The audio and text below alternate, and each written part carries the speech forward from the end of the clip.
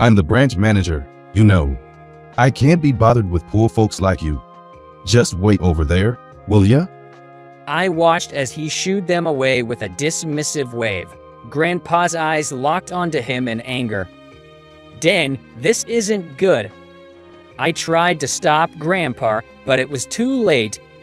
Grandpa slammed the counter and shouted. Shortly after, that branch manager got his just desserts. "My name is Mike Smith.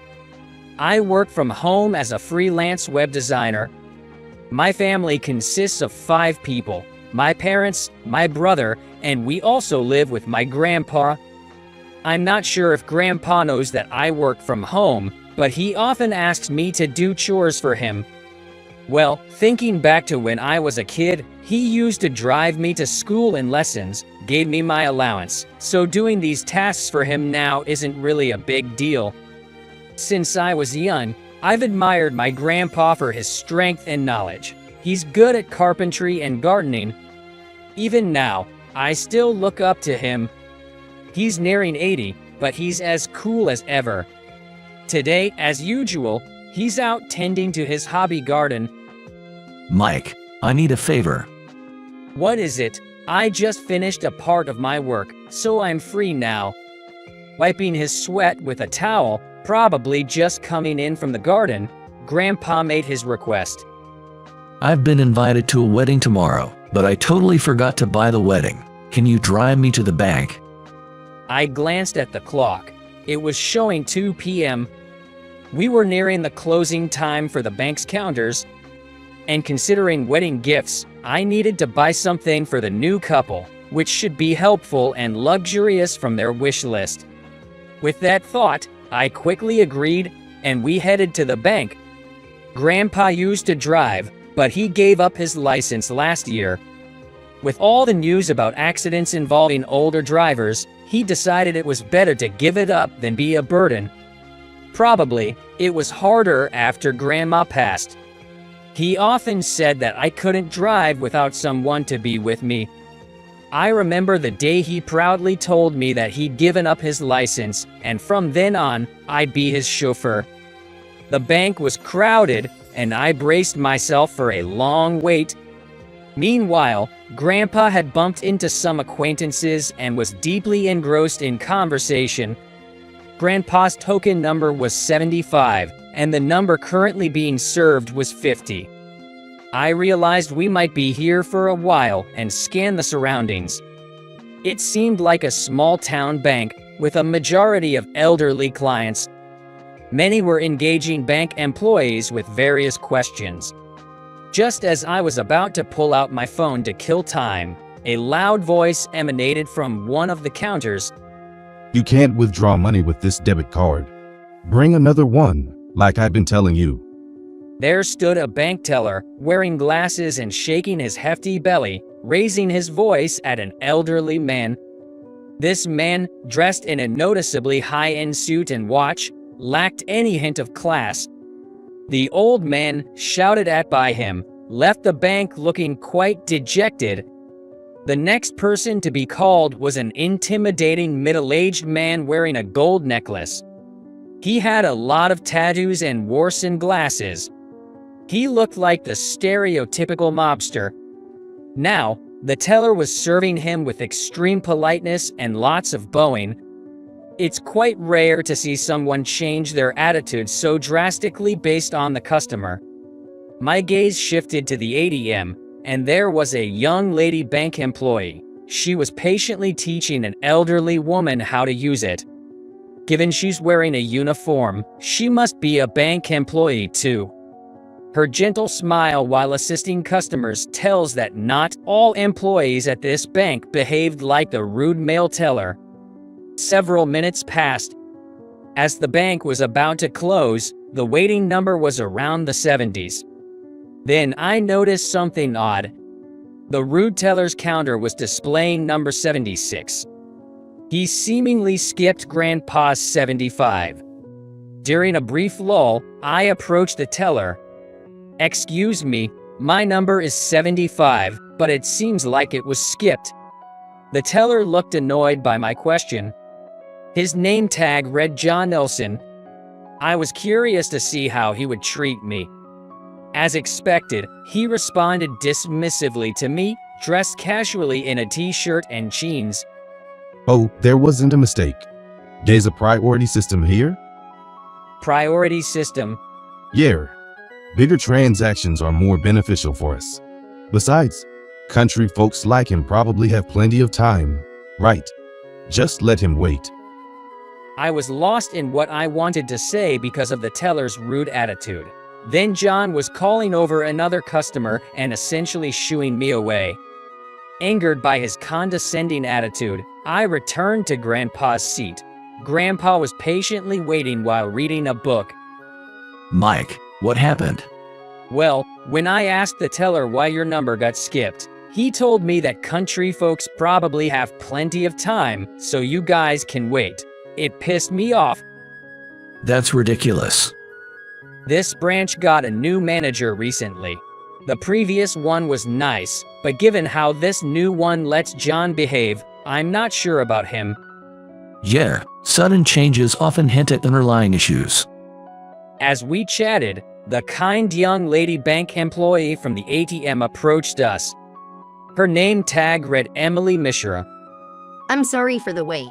May I see your number, please? I'll check it for you. Kneeling to match our eye level, Emily took the number from us. Then she went to John to verify, but he seemed to berate her. I couldn't help but rush over to confront him. What's the issue? Seeing me, John sighed loudly. What is it? You again? Can't you wait just a little while? But they have been waiting for quite some time. Quiet down.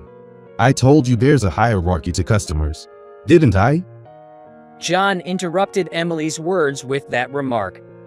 I've been saying to prioritize customers who are likely to be profitable for our bank. Consider my orders as coming from the higher-ups at the bank. We can put people like the elderly living off their pensions in the countryside on the back burner. I was dumbfounded by his audacity. To my side, Grandpa was sizing up the situation. As John gave Grandpa a mocking look, he continued, Come on. Elderly folks from places like this probably just hoard their pensions. They're not a big deal for the bank. If you were a banker, you'd be more adaptable. The elderly have plenty of time on their hands anyway. They can wait. I couldn't believe he was a banker with that attitude and retorted, Are you even a banker? I've never heard of a banker discriminating against customers. Shut up. I'm the branch manager, and my dad is the bank CEO. The way I do things is the way this bank does things. I can't be bothered with poor folks like you. Just wait your turn. Watching John waving his hand, Grandpa's eyes fixed on him. This is not good. I tried to stop Grandpa, but it was too late. Grandpa slammed the counter and shouted, I can't trust a bank with a manager like you. I'll be moving all my deposits, as well as my company's, elsewhere. Arrange the full amount now. With a stern voice, Grandpa made his demand. John looked startled momentarily, but then he returned to his condescending smirk. He checked Grandpa's bank account. You're all talk. There probably isn't. But his face started turning paler by the second. His face had gone beyond pale, looking almost ashen. What? What's wrong? Can't you handle a poor person's savings? I can wait however long it takes. Just get it ready. Grandpa said this and heavily sat in the waiting room chair. John's face turned pale blue. It's no wonder. Grandpa is the CEO of a certain company. He's approaching 80, but he's still going strong. He might look like any ordinary elderly man, but when he's at work, he's an imposing figure and quite intimidating. I don't know the details, but his personal assets must be in the several $million, and the company's funds even more. His company, established by him, is quite big around here and contributes a lot to the community, and when he walks around town, many people greet him and it can take him about 30 minutes to walk just 300 feet. So he was chatting with various acquaintances earlier, but it seems the branch manager didn't know about it. He's new to the job, so maybe that can't be helped, but the previous manager had visited our house when he took the position.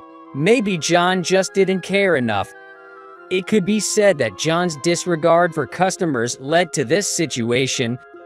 Without saying a word, Grandpa continued to glare at John, as if not missing a single move. That look must have been absolutely terrifying to anyone on the receiving end of it.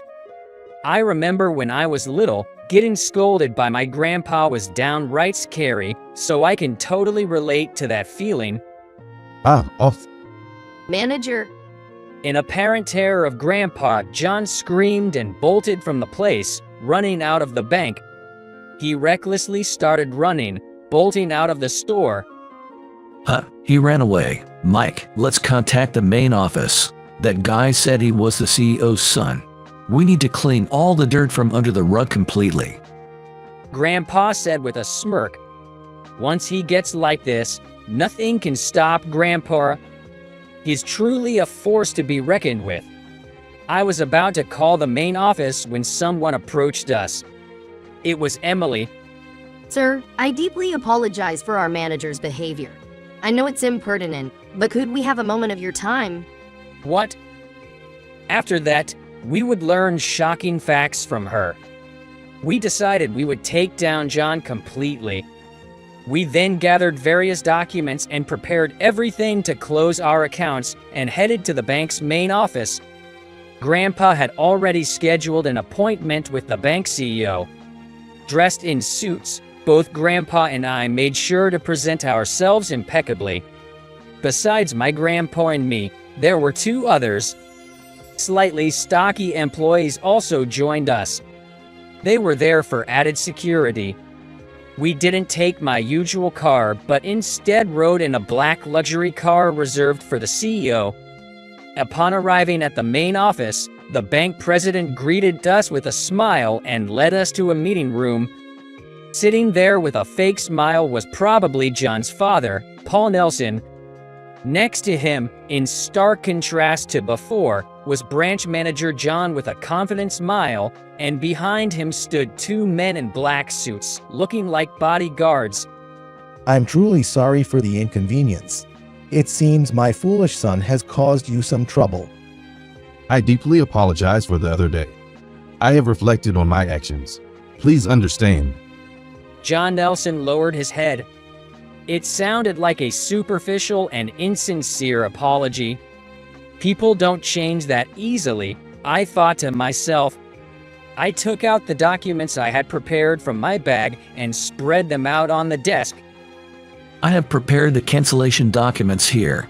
From now on, we will no longer do business with you. My decision is final, and I won't change my mind. You not only insulted me, but also insulted the elderly pensioners in Nebraska and the people living there. I can't trust someone like you, especially if they're the son of the bank president. At Grandpa's words, Paul's smile tightened. John's smile had completely disappeared, and he looked pale and downcast. However, as expected from someone who had risen to the top of a bank, Paul quickly composed himself and began speaking in a soothing voice. Sir, I deeply apologize for John's behavior. I know it's impertinent, but could we have a moment of your time? The president took out a piece of paper from his pocket and placed it on the desk. It was a check for $10 million. It was clearly a bribe. A deep furrow appeared between Grandpa's brows.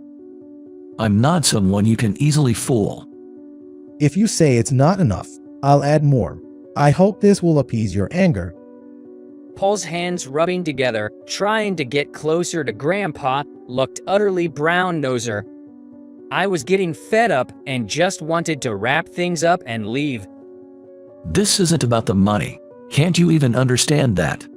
Of course, I'll make John resign, but this check is a gesture of my goodwill. Wait, Dad. Why am I resigning?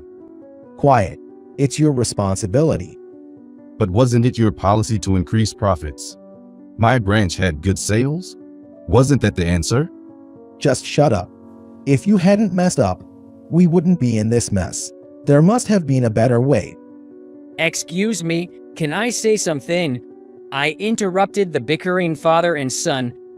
Regarding the profits your son mentioned, we've received complaints from the residents of Nebraska about aggressive sales tactics for financial products like investment trusts and insurance. Some people even mentioned being scammed into signing contracts. I've consolidated these complaints and consulted with the Better Business Bureau. I expect the Consumer Financial Protection Bureau to intervene soon. What? I placed a printout listing the complaints on the desk. Paul snatched it up to check the contents. I assume many of your clients will be canceling their bank accounts soon, so you better be prepared. And now, here comes the main part. I slowly took out my tablet and began navigating. Displayed were a series of numbers. See this? Here, here, and here too. These are unauthorized withdrawals. What do you mean? Don't you get it? These are withdrawal records from your bank. What? How do you have that data? Well, who knows? I tried to play dumb with a smirk, but the two in front of me were turning red and then pale. Yes, this data was crucial evidence of the bank's wrongdoing. They had created fictitious accounts in John's branch and deposited money into them, evidence of embezzlement. Furthermore, I operated my tablet again, and these are John's stock trading records. On several occasions, he bought a large number of stocks just before their prices rose and then sold them all after the increase. It's so predictable it's almost funny. This is insider trading, isn't it? Did you leak information to your son, Paul? I also have evidence here. You should be careful with your email exchanges. If you don't delete them regularly, you never know who might read them. Displayed on the tablet were John's email records. Leaving such evidence behind when committing wrongdoings was plain naive. This information was given to me by someone. Emily Mishra worked at another bank and was essentially a spy. She had sensed something fishy about Paul and John and was discreetly aiming to bring them down. She had accessed John's computer, saved the records, and sent the data to me. Moreover, I obtained the necessary data by hacking based on that information. I am a white hat hacker who also collaborates with the Cybercrime Division of the FBI. I received a request from the FBI to gather information. Thanks to Emily, a collaborator this time, things progressed easily. I consulted with a trusted FBI agent and successfully exposed the wrongdoing. Of course, this evidence has also been handed over to the FBI. So, agents with arrest warrants should be arriving here soon. When I relayed this, Paul collapsed to his knees as if defeated. It's over. The outside of the room suddenly became noisy. It seems the agents have arrived. The two men in front of me were so shocked they could only let out silent screams. The next day, the front pages of newspapers were all about the scandal involving the local bank CEO and his son. It was even covered on national news, making me realize how big of an issue it was. Due to the CEO's misconduct and policies that were too profit-focused, the bank's reputation plummeted. Eventually, it was decided that it would be merged with a rival bank. Of course, that bank was the one where Emily had worked. In the end, whether it was the arrest of the CEO and his son that put Grandpa at ease or not, he didn't move his deposit to another company. Well, it'd involve a significant amount of money, so maybe that was for the best. While glancing at the talk show discussing the bank scandal, Grandpa and I were sipping our tea. I slowly drank the piping hot tea and nibbled on some cookies. Even though Grandpa turned 80 this year, he still had strong teeth to crunch on hard cookies. He's so lively that I'm sure he'll live a long life. I hope so. I want him to live up to around 150. By the way, Mike, how's Emily doing? Upon hearing Grandpa's words, I almost spit out mighty. But Grandpa, why do you ask? There's nothing I don't know, so how's she? Oh, we just text on Messenger, that's all. Since then, I exchanged contacts with Emily and became friends. She's considerate and has a great sense of humor, so it's always fun talking to her. Right now, she's one of my good friends. You could at least invite her for dinner, right? I'd love to hold my great-grandchild. All right, all right. You're going to live another 70 years, right, Grandpa? Maybe even see your great-grandchild's child. Well, as much as I'd like to think so, 150 years might be pushing it. But with the advancements in medicine, who knows? It seems Grandpa has plans to live a long life. I'd love to see him in the Guinness World Records. Before I knew it, the news had moved on to another topic. Upon noticing, Grandpa, with a huff, stood up and grabbed his straw hat for the garden. Looking at him, he's just a regular old man, and I'd never guessed the authority he once held. He's kind to those around him and well-liked, but when it comes down to it, he's super cool. I hope to be like Grandpa someday. I never want to be blinded by money, look down on others, or commit crimes. I made a silent vow to become an upright person, just like Grandpa, someone even his own grandchildren can look up to.